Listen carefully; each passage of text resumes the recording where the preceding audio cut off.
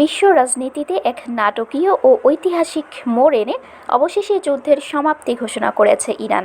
ইরানের পররাষ্ট্রমন্ত্রী আব্বাস আরাগচি জানিয়েছেন, তেহরানের স্থানীয় সময় সোমবার সকালে যুক্তরাষ্ট্রের সঙ্গে একটি চুক্তি চূড়ান্ত হওয়ার পর আনুষ্ঠানিকভাবে এই যুদ্ধের অবসান ঘটানো হয়েছে। তেহরানে দায়িত্বরত বিদেশি কূটনীতিবিদদের সঙ্গে এক গুরুত্বপূর্ণ বৈঠকে কথা বলার সময় পররাষ্ট্রমন্ত্রী নিজেই এই চাঞ্চল্যকর ও স্বস্তিদায়ক মন্তব্য করেন।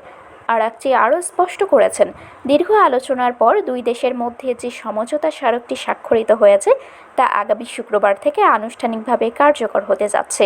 ওয়াশিংটন ও তেহরানের মধ্যকার দীর্ঘদিনের বৈরিতা ও উত্তেজনা নিরসনে এই চুক্তিটিকে একটি বড় মাইলফলক হিসেবে দেখা হচ্ছে। শারমিন শিমু, বরেন্দ্র টেলিভিশন।